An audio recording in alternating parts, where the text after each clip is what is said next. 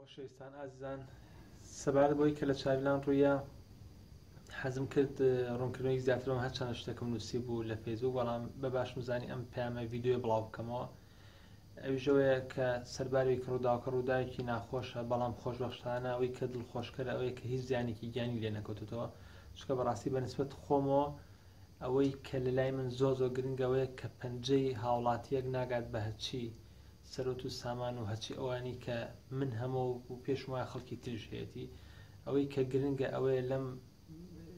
شتە ناخۆشەوە فێری ئەوە بین کە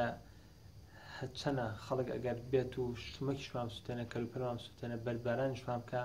بەڵام نابێ هیچ کام لەمانە ببێتە موبەڕیرێ بۆ ئەوی کە بە شێوەیەکی نابەرپرسانە یا بە شێوەیەکی تون و تیژانە ڕووبەڕی هاوڵاتیان بیتەوە یا ڕووبەڕی خەڵک بیتەوە. لە خاڵی دۆماوەی کە بەلامەوە گرنگە ئەوەیە کە بەڕاستی ئەم ڕووداوە بەپی ئەوەی کە بەرپرسانی پرۆژەی چاویلاند و بەرپرسە ئیدارەکانی و پرۆژە ڕاهەنگاندووە،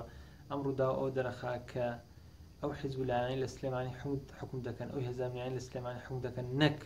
بە کەڵکیوانان حکومی هەرێمی کوردستان بکەن، بەڵکو شارێکیان پێ ناپارێزێ. پرۆژەیەکی وا گەورە بە سەدان هاوڵاتی ڕۆکەنە ئەوێ ئەگەر لە هەر وڵاتێکی دنیا بووە، لە هەر شوێنێکی دنیاوە بووە، ئەوە بەرپرسانی وڵات و کاربەدەستانی حکومی بە گروتینێکی زۆرەوە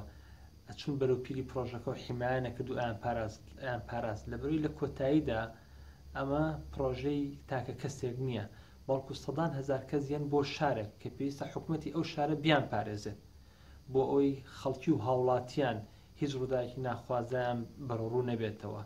نەکو ئەوەی کە هاوڵاتیان و خەڵکی مەدەنی هەبێت بە سەعات لە شوێنام لە ژێر ڕەشی مردنابن و تەلەفۆنکەم بۆ هێزانەکان بڵێ وەڵا ئێمە عیلاقەمانیە و پەیوەندیمان پێوەی نییە. بۆیە بەڕاستی ڕۆژ بە ڕۆژ هێز ئەمنیەکانی سلێمانی و ئیداری سلێمانی ئەیسەلمێن کە ئەوانە بەڕاستی شانی ئەوەنین کە نەک وڵاتێ بەڕێوەبرن بەڵکو شارێک بەڕێوەبرن. جگە لەو خاڵی تر هەیە کە ئەمێ باسی بکەم ئەوژەوەیە کە دڵنیاشم زۆربەتان ئەیزانن هەموو شتانی بەسەر من بەسەر حاتی شخصی خۆم، هەر لە تەقەکردن، هەر لە سووتانی کەناڵ، هەر لە زەردان لە پرۆژەکانمان، هەموو ئەوانەی کە بەسەر منە من خۆم دەزانم چیە و دڵنیاشم کە بەشە لێوازانە چییە. ئەویش باجی کەناڵە ڕاگەاندنەکانە، باجی ئەو پرۆژە میدیایە کە ئێمە و گروپی کۆمپانیەکانی نالیا پشتیوانی دارایەکەین. من دڵنیام ئەگەر ئەو پرۆژە ڕاگەاندنامان نەبووایە ئێستا نەک ئەم شانم بەرامبەر نەئەکرا. بگرێت چەندین حیزب و بەرپرس هەبوون کە لە پشتمانە بوون و ئەیان پاراستین و ئەبوون بە پاسەوانی دەرگاکانمان، بەڵام خۆشبەختانە بۆ من ئەمەم زۆر پێخۆشترە وەک لەوەی تر. ئێستا زۆر مرتاحترم وەک لەوەی کە هیچم بەسەران نەهاتەوە، بەڵام بێدەن و بێمۆقف بوومە. پێم وابێ ئێستا چۆنێ بێ شتێکم تۆمار کردووە بۆ مێژوو، بۆ نەوەکانی دوای خۆم، بۆ هەموو ئەوانی کە خۆم باوەڕم پێێتی کە مرتاحترم وەک لەوەی کە بەس تەنها خەریکی پارەکۆکردنەوە بوومە و هیچ شتێکترم بە خەیاڵە نەهاتە. لە کۆتاییشدا شتێکی زۆر مهم هەبوو، بە تایبەتیش ئەم پەیامم بۆ ئەوە بوو ئەوەیە کە ئێستا هەندێک جار لە تۆڕە کۆمەڵاتەکانی خوێنەوە هەندێک کەستان نامەشان بۆ ناردوم، ئەیانەوێ وا بڵێن